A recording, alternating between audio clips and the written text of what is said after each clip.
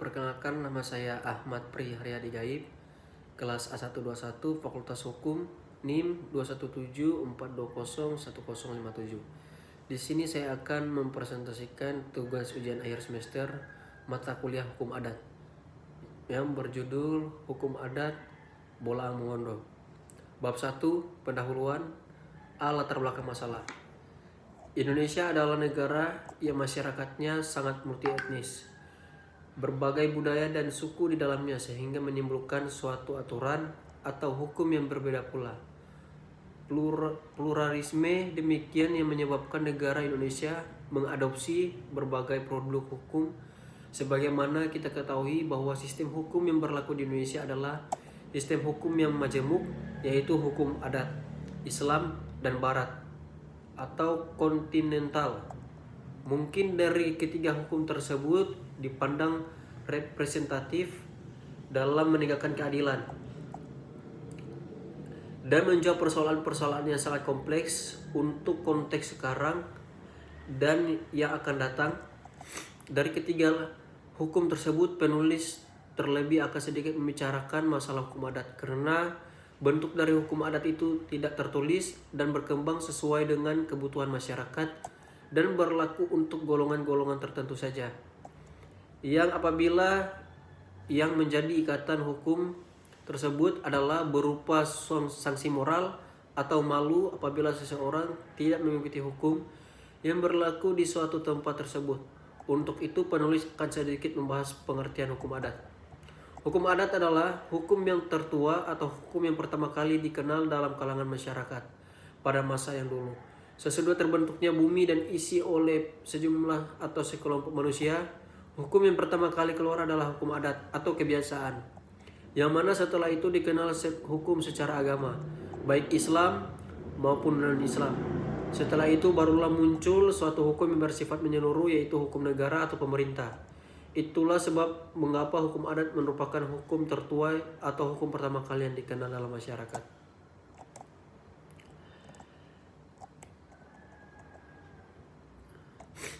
Seiring dengan perkembangan zaman, sentuhan teknologi modern telah mempengaruhi dan menyentuh masyarakat Bola Mongondo.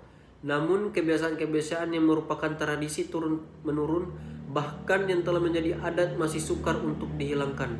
Kebiasaan-kebiasaan tersebut masih sering dilakukan, meskipun dalam pelaksanaannya telah mengalami perubahan, namun nilai-nilai dan makna masih tetap terpelihara dalam setiap upacara tersebut. Sampai sekarang ini beberapa bagian adat Bola Mongondo masih dipatuhi dan dihormati masyarakat. Antara lain ketika mengadakan pesta pernikahan, upacara kematian atau tonggoluan, dan tata cara berpakaian, upacara menjemput pengantin wanita oleh keluarga pengantin pria, penjemputan tamu kehormatan dan pemberian gelar kehormatan. Upacara adat pernikahan yang dilakukan di desa-desa Bola Mongondo pada intinya tetap sama, meskipun terdapat perbedaan-perbedaan dalam pelaksanaannya, di mana banyak bagian-bagian yang tidak berlaku lagi. Upacara perkawinan atau pernikahan adat tersebut dalam bentuk tertulis telah ditulis oleh W. Duniber, seorang misionaris Zendelik asal Belanda yang meneliti daerah ini kurang lebih 25 tahun, dari 1905 sampai 1939, dengan judul asli Verlopen en Trouwen in Bola Mongondo tahun 1935. Upacara perkawinan ini diterjemahkan oleh B. Ginupit dalam bahasa Indonesia, Pertunangan dan Perkawinan, yang menceritakan perkawinan seorang pemuda bernama Singkuton, anak dari Moinik dan istrinya Angkina, dengan seorang perempuan bernama Dayak, anak dari Abdi dan istrinya Ibut. Ringkasnya, prosesi perkawinan tersebut adalah sebagai berikut. 1. Meminang atau melamar, menguman don moburoy. 2. Bila pertunangan diterima, dilanjutkan oleh tokoh-tokoh adat. Buhanga, meminta imbalan yoko. Pada zaman dahulu yoko tersebut bisa berupa barang seperti sebidang tanah berisi tanaman kelapa, rumpun rumbia, ternak terdiri dari sapi, kuda maupun barang-barang berharga lainnya, dan uang. 3. Guat, berupa pemberian keluarga calon pengantin pria untuk memisahkan calon pengantin wanita dari ibu dan bapaknya. 4. Ukut, pemberian bantuan biaya dalam bentuk uang sesuai kesepakatan antar keluarga.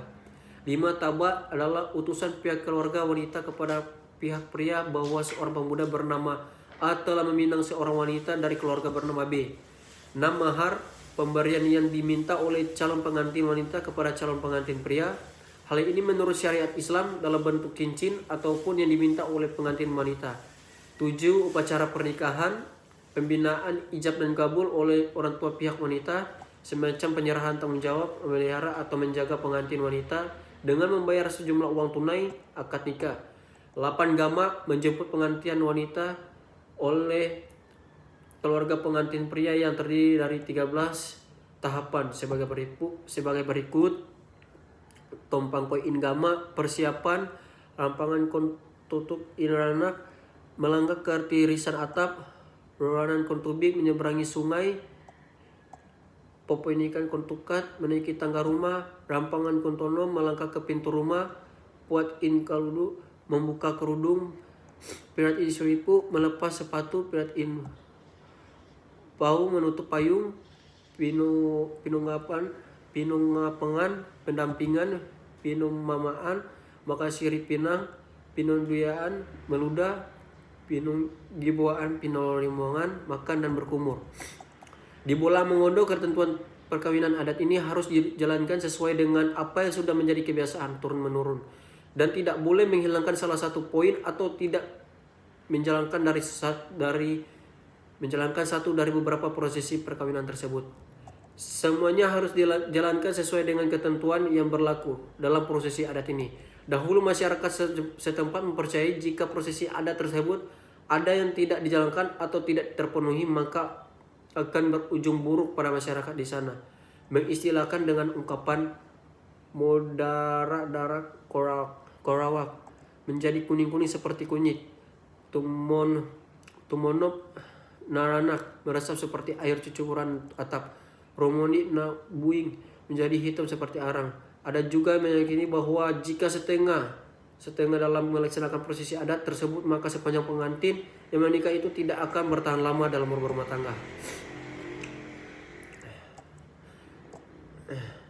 Rumusan masalah. Berdasarkan latar belakang masalah di atas, ada beberapa rumusan masalah yang hendak dicari jawabannya dalam penelitian ini. 1. Bagaimana proses pembayaran adat pernikahan perkawinan di Bola Mongondo. 2. Bagaimana tinjauan hukum Islam terhadap pembayaran adat pernikahan atau perkawinan di Bola Mongondo. 3. Bagaimana dampak positif dan negatif dalam pembayaran adat pernikahan atau perkawinan di Bola Mongondo.